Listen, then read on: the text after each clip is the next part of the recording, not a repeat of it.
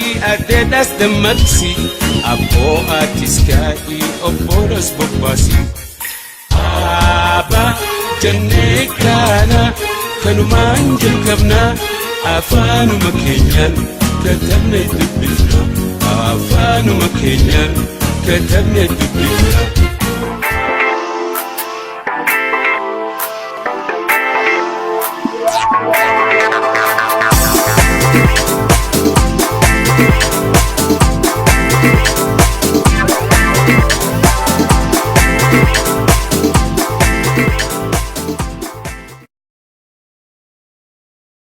Kashama akkam jirtu kun qophii keenya xiyyeeffannaati qophii keenya xiyyeeffannaa miilanaatiin dhimma roodmaappii haaraa ministeerri barnootaa miilanaa ifa godhe irratti kan mari'annu ta'a waggoota kurnan ittaananitti hojiirra kan oolu roodmaappiin barnootaa jechuunis inni barnoota haaraan ifoomee jira karaa ministeera barnootaa akkaataa roodmaappii kanaatiin caaseffamni barnootaa saayikilii sadiitti jechuunis waggoota 6 jalqabaatti barnoota sadarkaa duraa waggoota 2 ittaanitti immoo barnoota kutaa 7 hanga 8 sana booda barnoota saayikilii sadaffaa yookiin marsaa sadaffaa waggoota arfan ittaananiif waggoota mana daree barnootaa kutaa 9 hanga 12tti kan ta'ee ifa ta'ee jira akkaataa kanaan naannoleen barnoota hanga kutaa 6 qofa jiru kan hoogganan yoo ta'u barnoonni qormaanni waliigalaa kan kutaa 6 ni kennama ittaansee kutaa 7 hanga 8tti hin baratama kutaa 9 hanga 12ttis barnooti kan jiru yoo ta'u qormaati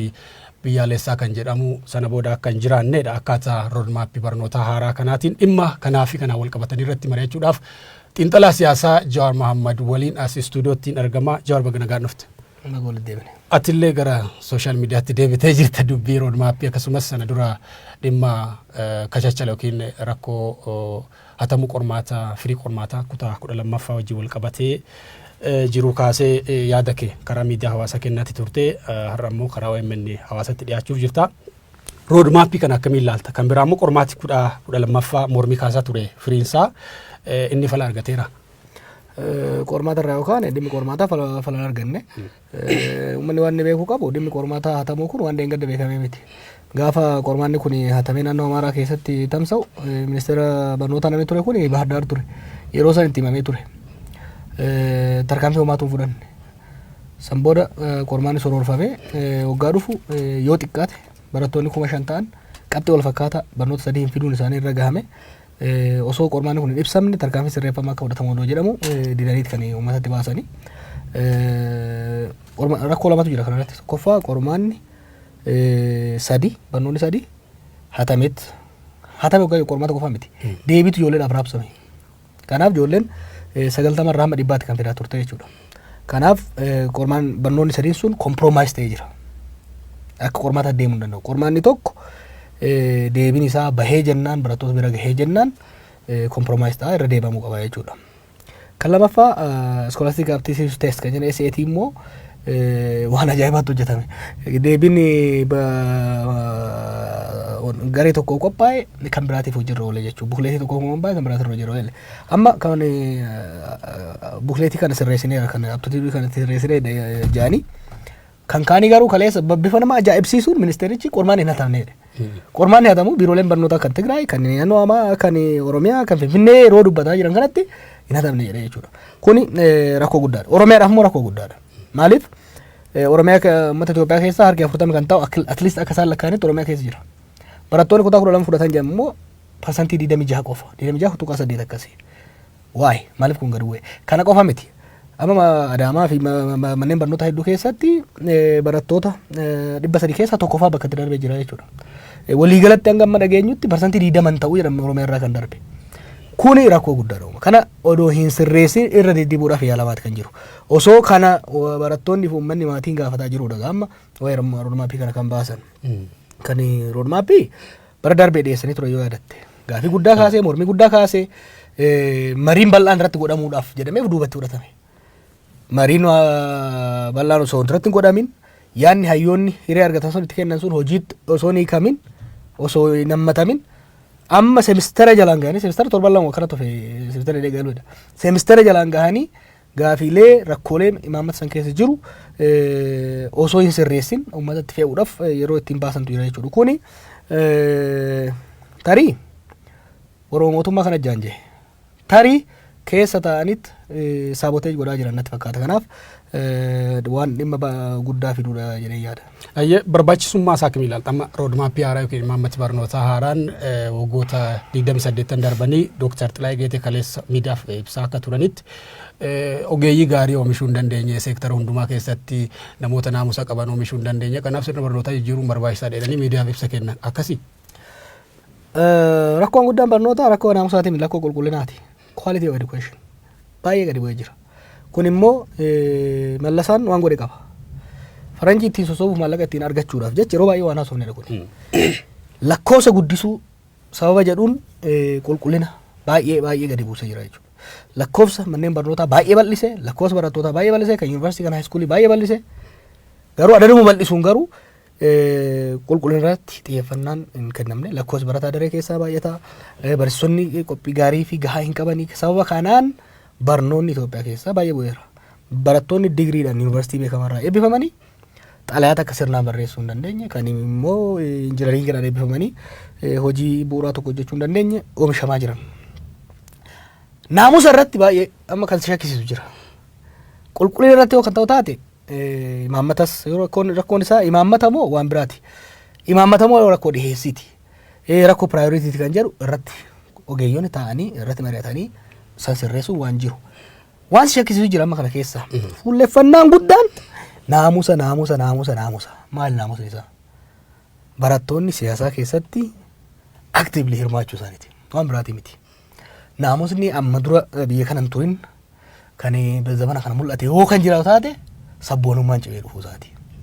Namni sun yoo dubbatu irra deddeebi'uun jiru jira.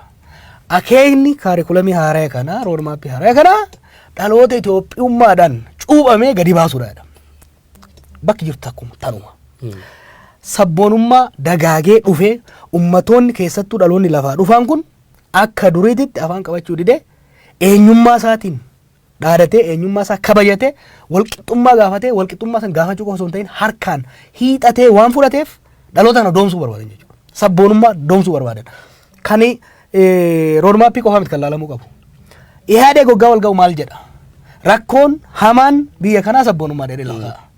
So addatti ilaaluun qabdu kan barnootaatis kan siyaasaatis fuulleffataniiti kan sabboonummaa balleessuu barbaadan. Sabboonummaa eenyuti kan isaan balleessuu barbaadan? Kan Amaaraatiin miti. Roodmaappiin kun dhugaa qophaa'u sabboonummaan Amaaraa sadarkaa ammaa kana hin geenye. Oromoo irratti fuulleffataniiti. Kan ammoo kan sii mirkaneessu maali? Seensa irratti akeekni roodmaappii kanaa dhaloota Itoophiummaadhaan cuuphame fiduudha.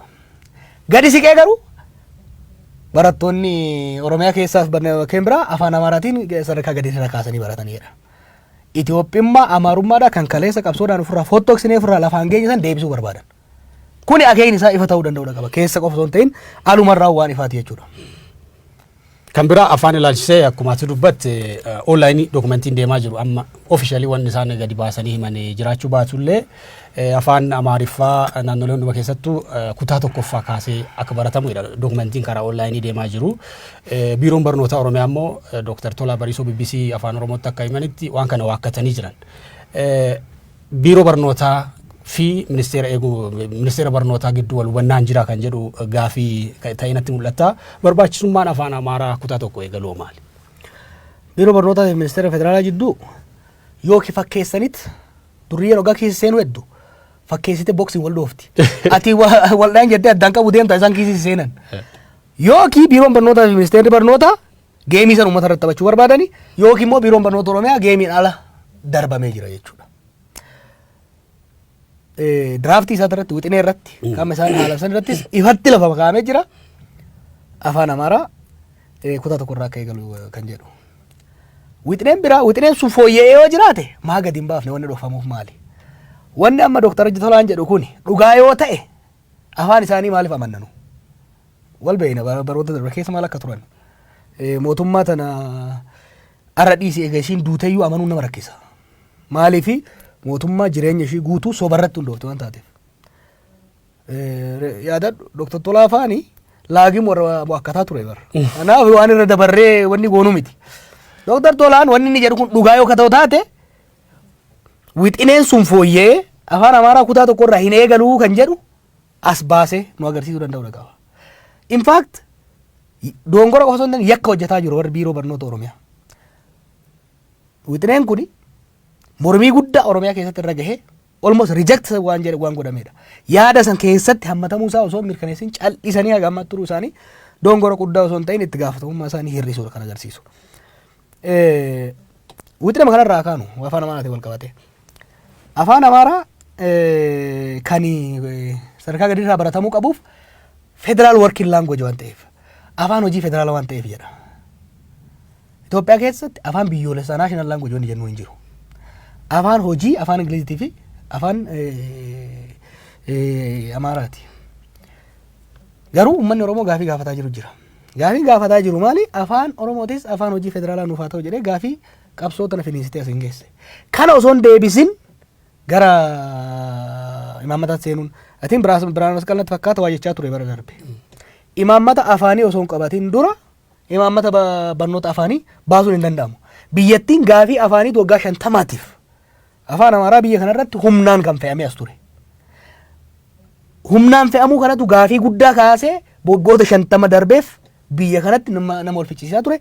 Qabsoo ammaa kanarlee jijjiirama ammaa kanallee kan fide. Gaafii kanaaf furmaata osoo hin kennin imaammata barnoota afaanii fiduu jechuun maal jechuudha? Qormaata fudhattee osoo gaafii tokko farra kan jiru osoo hin deebisin kan dhumaarra deebisuudhaaf deemu jechuudha. Kuni waan fudhatama hin qabnedha. Oromiyaa keessatti Oromoon jibba afaan Amaaraa hin qabu.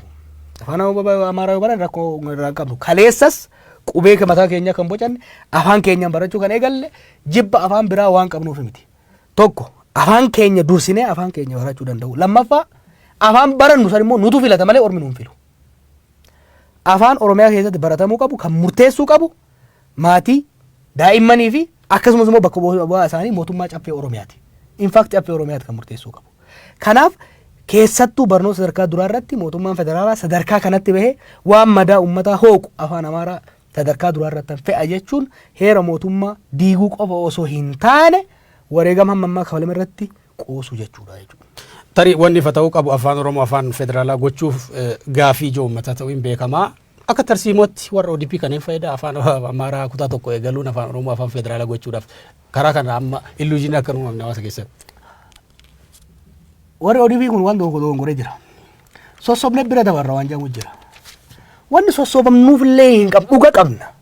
Wanni sobnuuf hin jiru, wanni nama sossobnuuf illee hin jiru.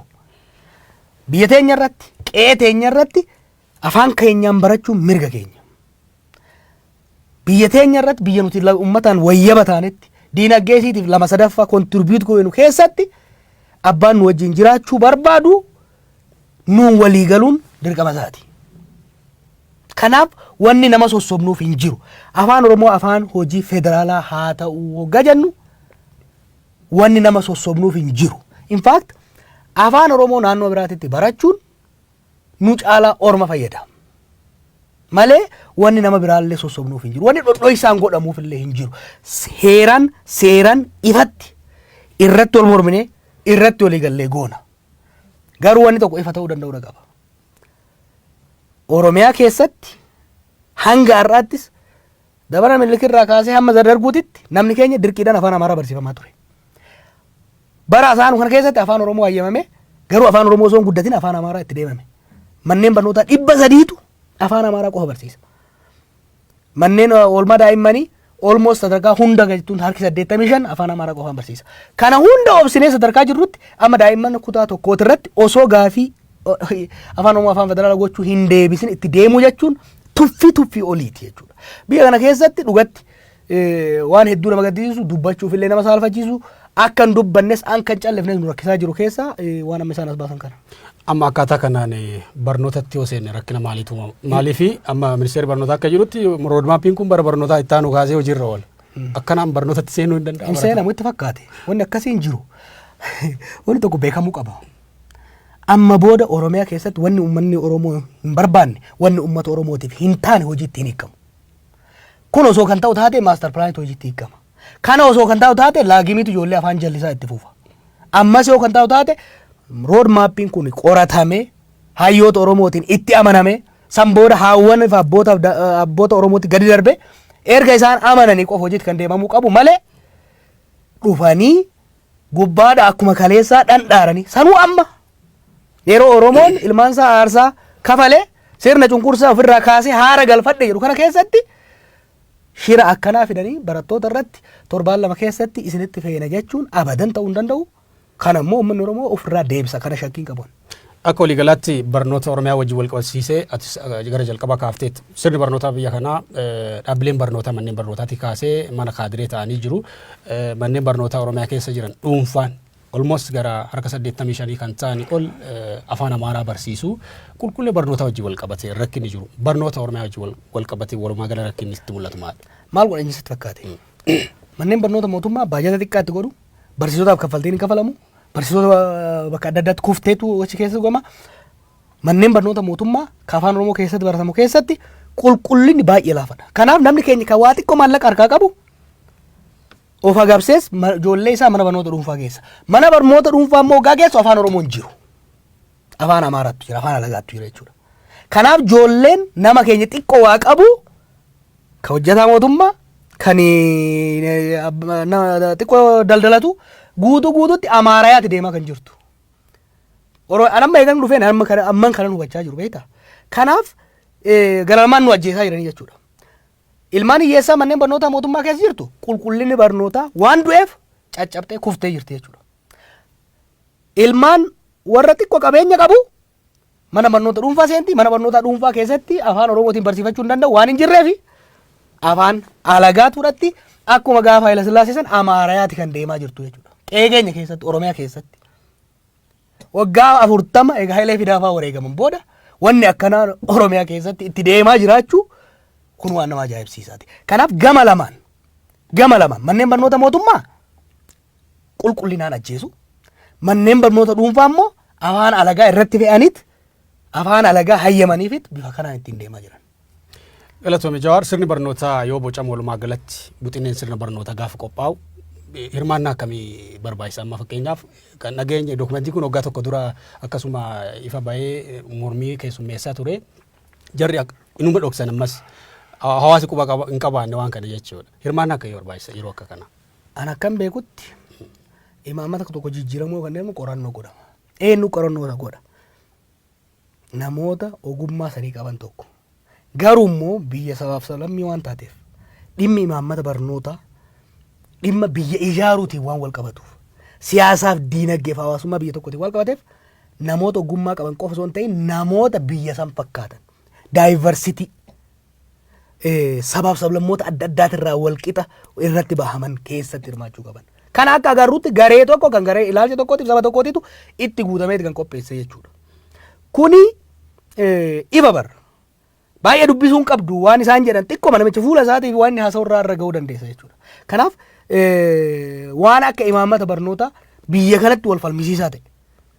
Biyyi tuni reef ijaaramaa jirti. Reef olaantummaa garee tokkoo jala baatee wal qixxummaa sabaaf sablammootaatti achi cehuudhaaf dhidhiitataa jirti. Yeroo kanatti gareen tokko qopheesse ilaalcha garee tokkoo qofa fayyadu.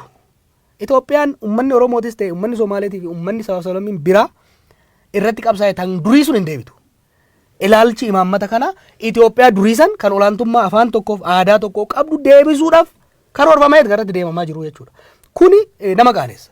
Maaliif yoo akkas kan taatu taatee maaliif namni sun hundume? Yoo akkas kan taatu taatee Haayila Sillaasee irratti maaliif namni fincile? Darguu irratti maaliif namni fincile? Itti dhiisuun hin danda'ama ture. Kanaaf adeemsa imaammanni tokko itti qophaa'u irra utaaluudhaan akeekaaf tarsiimoo siyaasaa garee tokko bakkaan ga'uudhaaf kan qophaa'edha. Amma biyyi kun biyya sirna federaalawaati jechaa jirra. Namni baay'ee shakkii of keessatti argaa jira karaa keessuma murtoowwan dhimma imaammata barnootaa karaa mana marii adawaawiiwwan daddarban kunneen sirna waaltawaa itti deebi'aa jirra waan jedhu gaaffii akkasii kaasaa jiru waan ta'eef mootummaan kanarratti of eeggannoo akkamii gochuu qaba sirna federaalaa jiru kana wajjin? Ka duraa mootummaas ta'ee namuu biyya kanatti waan tokko beekuu qaba. Biyyi sun gara fuulduraa itti fufuu kan dandeettu sirna federaalawaa sabdaneessaa kan wal qixxummaan wal kabajuun keessa jiru. Kan sabaaf sablammiin aanaa haa taatu godina haa taatu naannoo ofii keessatti ittiin of bulchanii Itoophiyaa keessatti immoo akkaataa baay'ina isaanii akkaataa gumaata isaaniitiin qooda aangootii fi diinagdee argatanii ittiin jiraatan yoo jiraate qofa. Salfirul een sheerdul yoo jiraate qofadha. Hawwiin fedhe yoo jiraate abbaan fedhe waan fedhe yoo kan hawwu taate Itoophiyaan akka kaleessa kan sabaaf sablammoonni walitti cafallaqamanii tokko gubbaa taa'ee kun jalaa qoraan ta'u hin jiraatu. Kana namni beekuu danda'u qaba. Signaling is dangerous. Yeroo baay'ee irra deebi'ee dubbadha. Dongorri ijoollee keenya waggaa dabre kana keessatti injifannoon qisaasamaa dhufee jira. Fuula kennuun gammachiisuudhaaf jecha sossobuun hin barbaachisu. Nuufi uummanni Amaaraa uummata obbolaadha, uummata waliin jiraatudha. Siyaasaan teenyaaf kasaanii garuu waggaa 150 siyaasa wal faallessituudha. Siyaasaan wal faallessituun akka wal simattu biyya walii ijaaru ni barbaanna, waliin ni ijaarranna. Garuu harka kennuudhaan olaantummaa garee tokko fudhachuudhaan already olaantummaa aadaa, olaantummaa dinagdee, olaantummaa afaaniitti biyya kana jira. Wanni hoggansa kanarraa fi mootummaa gara fuulduraa sirna dimokiraatawaa gara fuulduraa irraa eenyus olaantummaan kaleessa disparitiin sun hafe wal qixxummaan akka bakka bu'uudha kan barbaannu jechuudha. Kuni ta'aa hin jiru. Kuni dongora guddaa. Mee waan tokko si agarsiisa. Waan milli uummata keenya uummata kibbaa irratti godhe waan seenaa kaleessa kitaaba irraa dubbamu miti, hambaan isaa hanga har'aa jira. Fuula kennuurraa kan ka'ee har'a namni nama keenya duguugaa bahee fi uummata keenya fixaa ture akka gootaatti ilaalamu eegalee jira jechuudha. Barnoonni sanaa maali? Xiqqoo booda mangistuunis goota ta'a. Xiqqoo booda malasaallee deebi'ee goota ta'a jechuudha. Kuni madaa walii tuttuqaa biyya diiguutti waan fiduuf wanni barbaachisu wajjin gatta'anii dhugaa walitti himanii sirna federaalaa dhugeeffannoo waliit irratti hundoofte jaaruu irratti malee tokko sossobaa kaan sossobaa fakkeessaa deemuun biyya kana gara diigumsaatti malee gara jaaramuutti hin fidu. Marii keenya gara xumuraatti fidaa jira daawwattoota keenya kan mari'achaa jirru dhimma roodmaappii barnoota haarawaa hojiirra ooluuf jiru ilaalchisee xiinxalaa siyaasaa fi daayireektar Oromiyaa Miidiyaa Neetwoork obbo Jawaar Mohaammad wajjin turtii gochaati jirrudha. Gara dhumaatti wansi gaafadhu Jawaar, mootummaan maal gochuu qaba? Hawaasi dhimma roodmaappii barnootaa kana wajjin wal qabatee uummanni maal gochuu qaba? Warri mootummaa federaalaa jiru itti fakkaachuu danda'a. Amma booda gubbarraa wanni gad darban gadi hin bu'u kana beekuu danda'u qaba. Maaliif uummanni dammaqee jira? Uummanni ijaaramee jira. Uummanni mootummaa wayyaanee amma sibiilaa cimtuu sanuu micciiree harka kennisiisee jira. Uummanni imaammataaf tarsiimoo isaaf hin taane hin fudhatu. Uummata ta'utu beekammoo waan isaaf ta'u. Hayyuun ministeerri hoogganaan yaada tokko qabaachuu danda'a uummataaf. Yaada san garuu hojiitti ni hiika jee xarrazee gadi fiduu dura uummata mari'achiisuu danda'udha qaba jechuudha.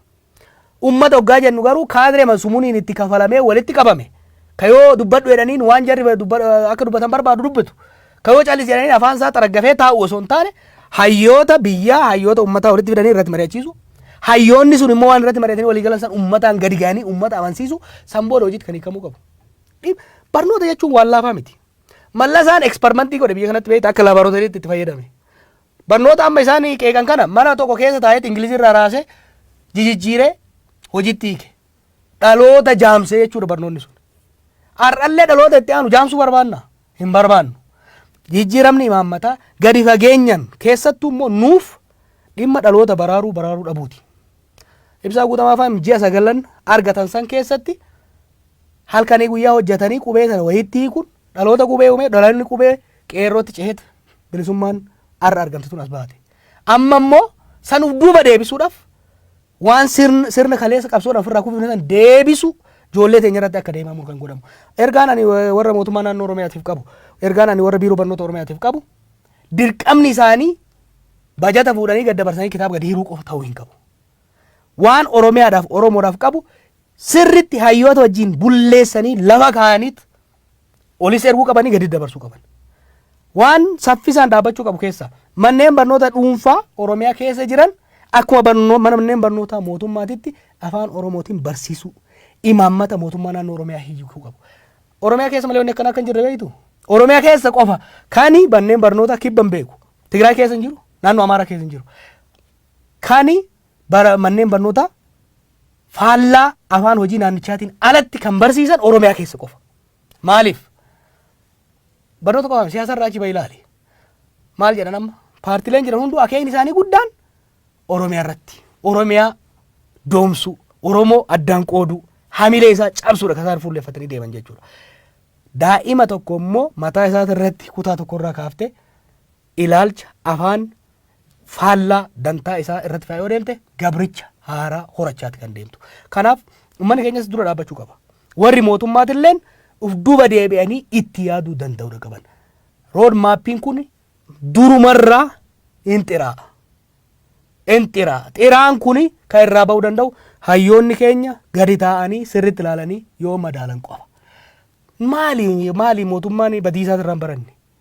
Maastar pilaanii, waa'ee magaalota, laagim, ammallee deebi'anii akkamitti waan akkanaa hojjetan. Bulcheessuun osoo danda'amu, uummatatti dhiyeessuun osoo danda'amu, yaada dabalataa itti fudhachuun osoo danda'amu, jarjaranii ittiin deemuun kun sirrii miti. Kana duuba deebi'anii itti ilaaluu qabu. Uummanni keenya immoo akkuma yeroo adda addaatti jedhutti ija takka cufatanii ija takka rafuu qabanii amma ija lamaan banatanii rafuu danda'uu qaban. Maaliif bakka darguu duubatti gara zamana Haayila Sillaaseetti waan nama deemsistu as mul'ataa jechuudha. Kanaaf uummanni keenya damma qofa qaba. Mootummaanis yoo siiriyees kan ta'u taate gadi taa'ee waan uummanni barbaadu sirna barnootaa qofa irratti osoo hin ta'in wanti biyya kana keessa ta'u waan dubbachuu nu dhoorguuf nu saalfachiisu taa'ee galee jira. Waan baay'eedha keessa seenuun barbaadu. Waan faallaa fi farra ilaalcha dantaa Oromoo ta'e hedduutu biyya kana keessatti bibbiqilaa jira. Ilaalchi farra Oromummaa kan alagaa qofa osoo hin ta'in sadarkaa mootummaa federaalaatti. Baay'ee mootummaa federaalaa keessa harki 63 kan ta'u warra saba tokko irraa walitti bahedha. Waan isaan dhadhaaran federaala yoo dhiibneefillee Oromiyaatti immoo kanatti gadi fidanii ittiin deemuun kun rakkoo uuma. Kanaaf warri mootummaallee gadi ta'anii maal hojjechaa jirra? Muka of jalatti muraa jirraa? Boolla awwaalaa ofii qotaa jirraa kan jedhu laaluu qaba. Uummanni immoo yeroo mootummaan qileetti of naqu wajjin qilee akka hin dhayine of eeggachuu qaba jechuudha. Xiinxalaa siyaasaa fi daayireektar Oromiyaa Miidiyaa Neetwoork Jawaar Mohaammad dhimma roodmaappii barnoota haaraa akkasumas firii qormaataa kutaa 12ffaa kachachalamee ilaalchisee yaada nuu kenniteef maqaa daawwattoota OMN hedduu si galateeffadha. Galatu. Daawwattoota Oromiyaa Miidiyaa Neetwoork xiinxalaa siyaasaa Jawaar Mohaammad waliin dhimma roodmaappii barnoota haaraa akkasumas firii qormaataa kan kutaa 12ffaa darbee fi dogoggora uumame ilaalchisee mariin goone kanumaan ga'e yoonaa ture. Qophiin keenya xiyyeeffannaa kanumaa hanga yoonaa ture waan daawwattaniif hedduu galatooma. Abba jennee kana kanumaan jalqanna. Afaanuma keenya kattannee dubbinna afaanuma keenya tarsiiboo hubanna.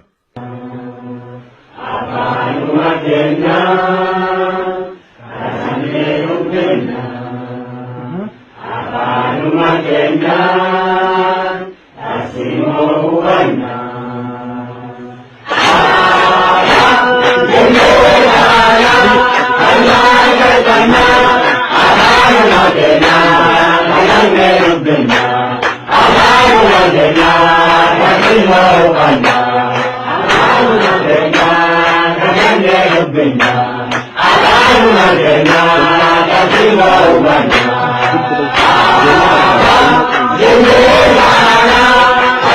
Yeroo